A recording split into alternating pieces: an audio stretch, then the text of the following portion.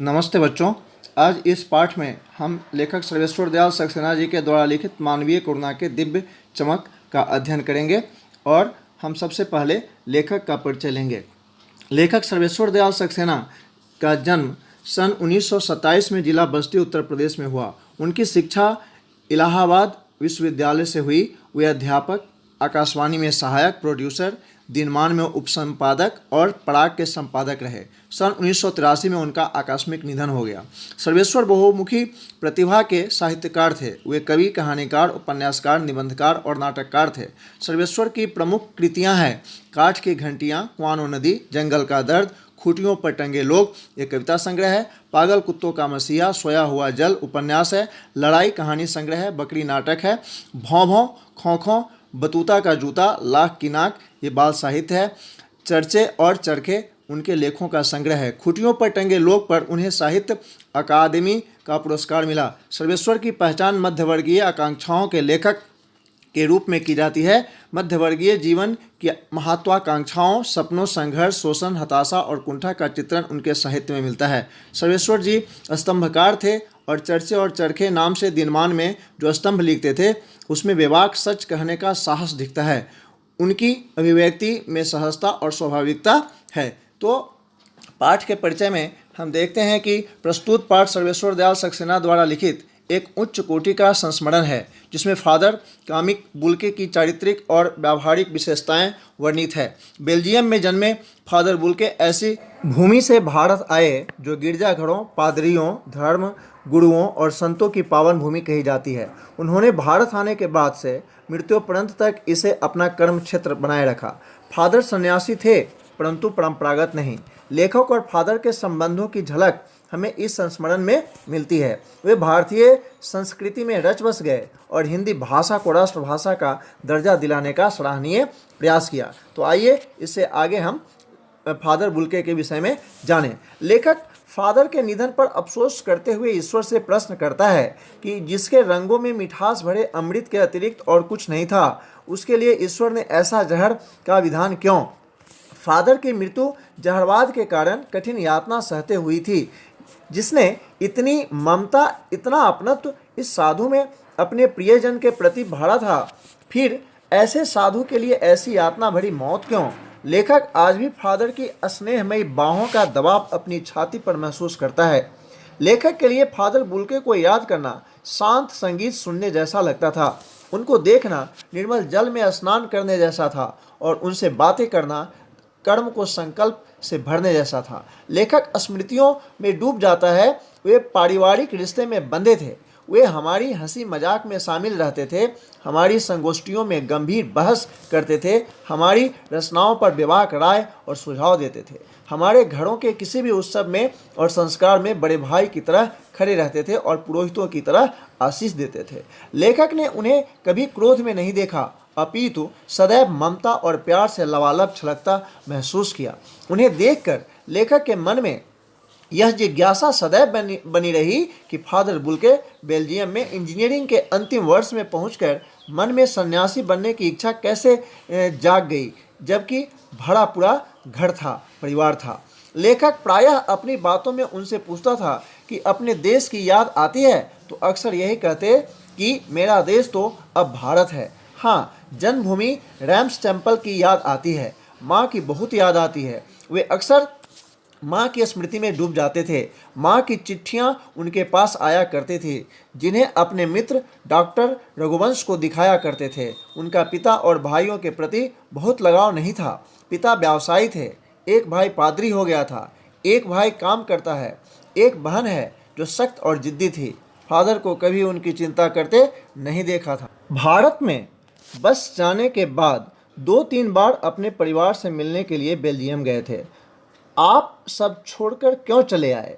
यह प्रश्न पूछने पर वे सरलता से उत्तर देते कि प्रभु की इच्छा थी।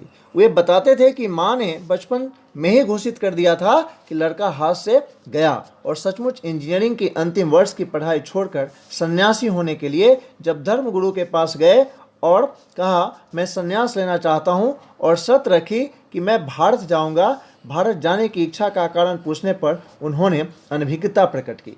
फादर बुल्के ने भारत में आकर जिसेट संघ में धर्माचार की पढ़ाई शुरू की। 9-10 वर्ष दार्जिलिंग में पढ़ते रहे। कोलकाता में बीए और इलाहाबाद से एमए किया। प्रयाग विश्वविद्यालय के हिंदी विभाग में रहकर सन 1950 ईस्वी में रामकथा उत्पत्ति और विकास शोध प्रबंध पूरा किया।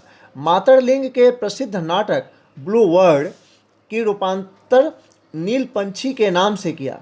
सेंट जेवियर्स कॉलेज रांची में हिंदी तथा संस्कृत विभाग के विभागाध्यक्ष रहे और यहीं उन्होंने अंग्रेजी हिंदी शब्दकोश तैयार किया और बाइबिल का अनुवाद किया। वहीं बीमार पड़े, पटना से दिल्ली आए और 47 वर्ष भारत में रहकर 73 वर्ष की जिंदगी जीकर चल बसे। फादर बुल्के कभी संकल्प से सन्यासी लगते थे, कभी मन से सन्यासी लगते थे। एक बार रिश्ता बनाकर तोड़ना उनके स्वभाव में नहीं था। 10 साल बाद मिलने पर भी वही पुरानी अपनत्व की गंध आती थी। वे जब भी दिल्ली आते थे तो गर्मी सर्दी बरसात झेलकर और खोजकर जरूर मिलने आते थे। 2 मिनट के लिए ही सही उन्हें हिंदी को राष्ट्रभाषा के रूप में देखने की चिंता थी, जिसके लिए हर मंच पर अपना दुख प्रकट करते थे। केवल इसी बात पर उन्हें झुंझलाहट देखा और हिंदी वालों द्वारा हिंदी की उपेक्षा करते देख उन्हें दुख करते हुए देखा था। आगे घर परिवार के बारे में पूछना, निजी दुख तकलीफ के बारे में पूछना उनका स्वभाव था।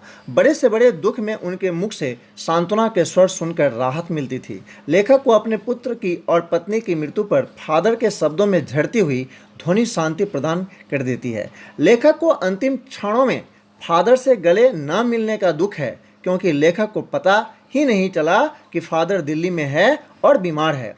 जब देखा तो उनका जिस्म ताबूत में पड़ा था। 18 अगस्त 1982 की सुबह कश्मीरी गेट से निकलसन कब्रगाह में उनका ताबूत एक छोटी सी नीली गाड़ी से उतारा गया। उतारने वालों में कुछ पादरी रघुवंश जी का बेटा और उनके परिजन राजेश्वर सिंह थे।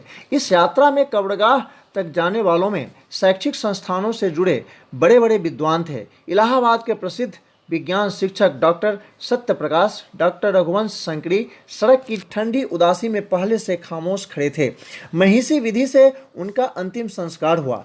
हिंदी में भी महिषी विधि से प्रार्थना की गई। सेंट जेवियर्स के रेक्टर फादर पास्कल ने उनके जीवन और कर्म पर श्रद्धांजलि अर्पित करते हुए कहा, फादर बुल्के धरती में जा रहे हैं, इस धरती से ऐसे रत्न और पैदा हों। डॉक्टर सत्यप्रकाश ने भी अपनी श्रद्धांजलि में उनके अनुकरणीय जीवन को नमन किया। फिर देह कब्र में उतार दी गई। लेखक कहता है कि मैं नहीं जानता कि इस सन्यासी ने भी सोचा होगा या नहीं कि उसकी मृत्यु पर कोई रोएगा, लेकिन उस क्षण रोने वालों की कमी नहीं थी। हमारे बीच से वह चला गया जो हम में से अधिक छायादार फल फूल गंध से भरा और सबसे अलग सबका होकर सबसे ऊंचाई पर मानवीय करुणा की दिव्य चमक में लहलहाता खड़ा था। तो बच्चों, इस पाठ में लेखक यह संदेश देना चाहते हैं कि फादर कामिक बुल्के के अनुकरणीय चरित्र से हमें मानवीय करुणा का संदेश, भारतीयता की महानता, अपनी मातृभाषा हिंदी के प्रति दायित्व और गौरव का संदेश मिलता है। लेखक यह बता देना चाहता है कि विदेश से आकर एक व्यक्ति दया, करुणा, ममता का हमें पुनर्स्मरण कराता है जिसे भारतीय भूल चुके हैं।